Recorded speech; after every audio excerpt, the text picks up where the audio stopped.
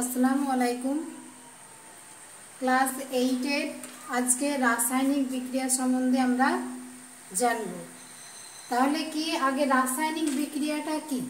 তাহলে দুই বা ততোধিক পদার্থ যখন মিশে নতুন পদার্থ তৈরি করছে তখন তাকে বলবো রাসায়নিক পদার্থ। এছাড়াও কি একটি পদার্থ ভেঙে যখন একাধিক পদার্থ উৎপন্ন করছে তখন তাকে আমরা কি রাসায়নিক বিক্রিয়া বলবো। এই রাসায়নিক বিক্রিয়া একটি পদার্থ দিয়ে তৈরি হয় না, সেটাকে ভাঙতে হবে, ভাঙার ফলে সেই রাসায়নিক বিক্রিয়াটা হবে। তাই এই রাসায়নিক বিক্রিয়ার বিভিন্ন প্রভাবকগুলো লক্ষ্য করা যায়। এবার বাতাসের সঙ্গে কি থাকে? কার্বন থাকছে। কার্বনের সঙ্গে অক্সিজেন মিশ্রিত হয়ে কি তৈরি করছে? কার্বন ডাই অক্সাইড তৈরি করছে। তাহলে বাতাসের সঙ্গে কার্বন থাকছে, কার্বনের সাথে অক্সিজেন মিশ্রিত হয়ে কার্বন ডাই অক্সাইডটা উৎপন্ন করছে। তারপরে এই বাতাসের মধ্যে কার্বনটা থাকলো, তারপরে সেটা কি অক্সিজেন মিশ্রিত হয়ে কার্বন ডাই অক্সাইড উৎপন্ন করছে। ঠিক তেমনই যদি আমরা বাড়িতে কয়লাকে নিয়ে আসি, তাহলে কয়লা যদি বাড়িতে রেখে দিই তাহলে সেটা জ্বলবে না। জ্বলার জন্য আমাদের কিসের প্রয়োজন? উত্তাপের প্রয়োজন। উত্তাপের আমাদের প্রয়োজন হচ্ছে। তাহলে রাসায়নিক বিক্রিয়ার প্রধান প্রভাবক হলো কি? উত্তাপ। তাহলে এই উত্তাপ, তাহলে বিক্রিয়া, বেশ কিছু বিক্রিয়া আছে, এই বিক্রিয়াগুলোকে উত্তপ্ত করতে হবে এবং কি অক্সিজেন প্রস্তুতির সময় কি হচ্ছে? পটাশিয়াম ক্লোরাইড KClO3 হচ্ছে পটাশিয়াম ক্লোরাইডের সংকেত। একে যদি আমি উত্তপ্ত করি তাহলে কি উৎপন্ন হবে? KCl প্লাস কি তৈরি? KClটা উৎপন্ন হলো, তারপরে উৎপন্ন হচ্ছে অক্সিজেন O2। তাহলে কি এই পটাশিয়াম ক্লোরাইডকে আমি কি করছি? উত্তপ্ত করছি। উত্তপ্ত করার পরে কি হচ্ছে? KCl উৎপন্ন হচ্ছে, তার সঙ্গে কি তৈরি হচ্ছে? অক্সিজেনটা তৈরি হচ্ছে। তাহলে উত্তপ্ত করলে এই পটাশিয়াম ক্লোরাইডটা কি হচ্ছে? ভেঙে যাচ্ছে। তারপরে আমরা কি দ্বিতীয় প্রভাবক আসছি। তাহলে দ্বিতীয় প্রভাবক হলো কি? চাপ। এই চাপ, তোমরা সবাই ক্যাপ দেখেছো, দেখবে বন্দুকের যে গুলি মারছে ওটাকে বলছে ক্যাপ। তাহলে বাইরে থেকে যদি আমি আঘাত না করি তাহলে ক্যাপটা যেমন আছে তেমনি থাকবে। যদি আঘাত করি তাহলে ক্যাপটা কি হবে? ভেঙে যাবে। তাহলে ভেঙে গেলে কি হচ্ছে? এই যে আঘাত করাটাকে আমরা কি বলছি? চাপ বলছি। এই চাপ কি হারবার পদ্ধতিতে কি করছে? অ্যামোনিয়াম প্রস্তুতির সময় আমরা কি চাপ প্রয়োগ করছি। তাহলে চাপ প্রয়োগের ফলে কি হলো? অ্যামোনিয়া প্রস্তুতি হচ্ছে। তাহলে অ্যামোনিয়ার সংকেত হলো NH3। এটাকে কি করছি আমরা? এটাকে আমরা কি 400 ডিগ্রি সেলসিয়াস, মানে এই যে উত্তাপ আছে তাহলে উত্তাপ দিচ্ছি, আর 600 ডিগ্রি, এই 600 অ্যাংস্ট্রম হচ্ছে কি চাপ দিচ্ছি। তার ফলে কি উৎপন্ন হচ্ছে? নাইট্রোজেন আর কি আর হচ্ছে উৎপন্ন হচ্ছে হাইড্রোজেন।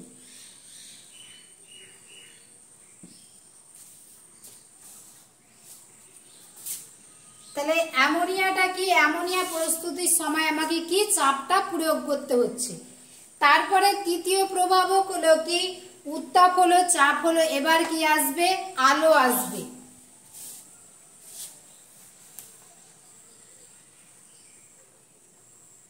আলো। তাহলে আলো না থাকলে কি হবে? রাসায়নিক বিক্রিয়া হবে না। তাহলে রাসায়নিক বিক্রিয়া আছে, সেটা হচ্ছে কি সালোক সংশ্লেষ। সালোক কথার মানে সালোকের মধ্যে কি আছে? দেখো আলো আছে। এই আলোটা কি হচ্ছে? উদ্ভিদ এই আলোর সাহায্যে নিজের খাদ্য নিজেই তৈরি করে। আবার এছাড়াও কি করছে? এই অক্সিজেন আর কার্বন ডাই অক্সাইডের মিলে এই আলোটা উৎপন্ন হচ্ছে এবং উদ্ভিদ খাদ্য তৈরি করতে সাহায্য করছে, মানে খাদ্য তৈরি করে। এছাড়াও কি ফটোগ্রাফাররা কি করছে? ছবি তোলে, তখন তা আলোর প্রয়োজন হয়। তাই আলোটা কি হচ্ছে?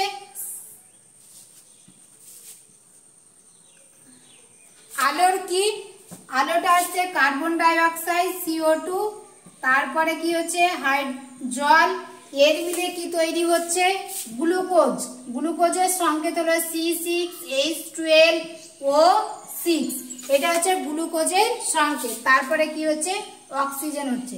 তাহলে আলোর পরিপ্রেক্ষিতে কি তৈরি হচ্ছে, মানে সালোক সংশ্লেষ প্রক্রিয়ায় খাদ্য তৈরি হচ্ছে, সেই গ্লুকোজটা উৎপন্ন হচ্ছে। তারপরে আমরা আসছে আলো হলো, তারপরে আসছে আমরা কি দ্রাবক।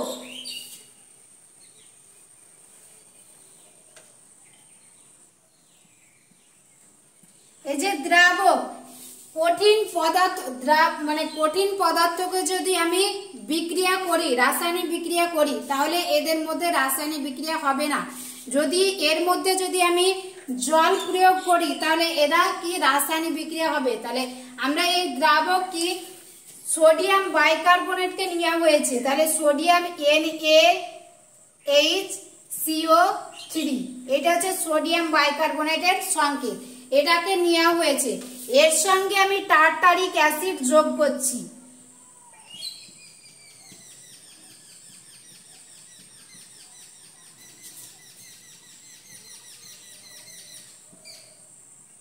টার্টারিক অ্যাসিড যোগ করে যদি আমি এবার জল দিচ্ছি, তাহলে H2O, তারপরে কি তৈরি হচ্ছে কার্বন ডাই অক্সাইডটা উৎপন্ন হচ্ছে।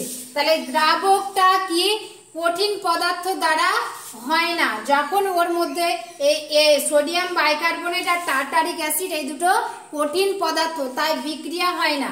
এর মধ্যে যদি আমি জল দিয়ে দিই, তাহলে কি হচ্ছে রাসায়নিক বিক্রিয়া হচ্ছে, ফলে কি উৎপন্ন হচ্ছে কার্বন ডাই অক্সাইডটা উৎপন্ন হচ্ছে। তাহলে দ্রাবক গেল। এবার আমরা কি পড়ব তড়িৎ।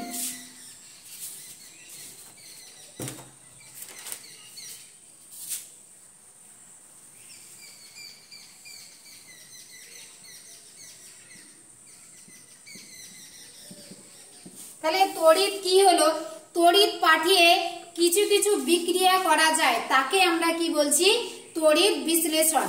তাহলে জলের তড়িৎ বিশ্লেষণ আমরা আলোচনা করব। তাহলে একটা পাত্র নিলা, ধরো তার মধ্যে কি হচ্ছে অ্যাসিড মিশ্রিত করে দিলা, কি করলা অ্যাসিড মিশ্রিত করলা।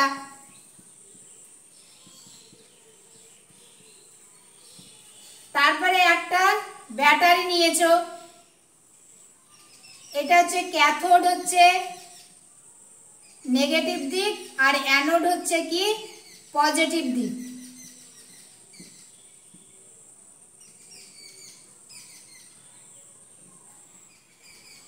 এবার এই ব্যাটারির সাহায্যে কি আসছে তড়িৎটা আসছে। তাহলে আমাদেরকে কি করতে হবে জল, তাহলে জলটা যদি দিই, তাহলে জলের সংকেত হচ্ছে H2O। তাহলে এই H2O যে মানে H, এটাকে যদি ভাঙি H+O- হচ্ছে, তাহলে এই দুটো কি যেটা ক্যাথোডে নেগেটিভ আছে, তাহলে H+টা ক্যাথোডে হবে আর অ্যানোডে O- টা হবে।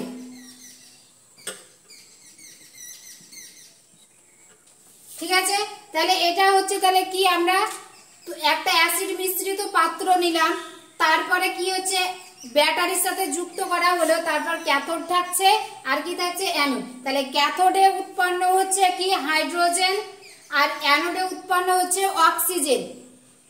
এই তড়িৎ বিশ্লেষণটা হচ্ছে।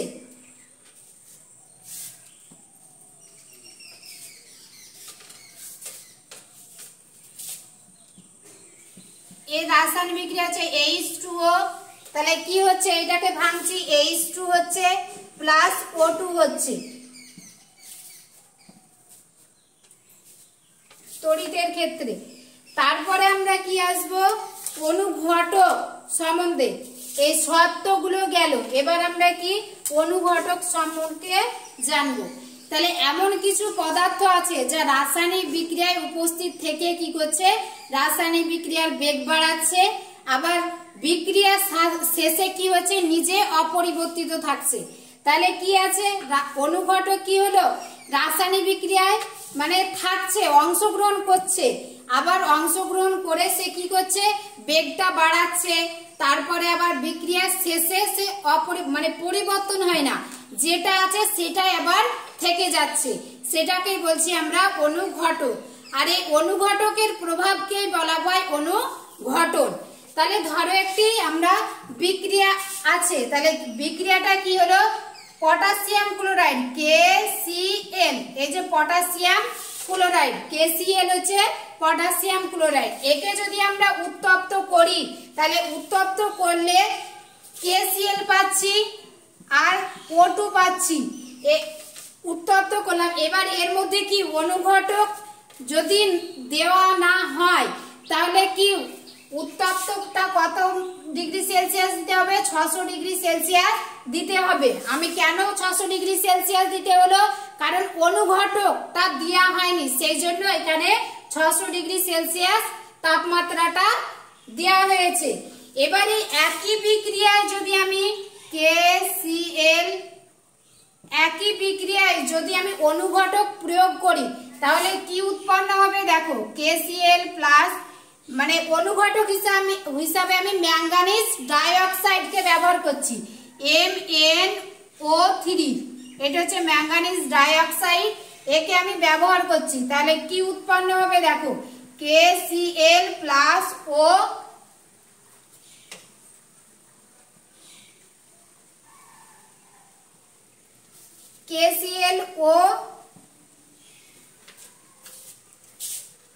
O3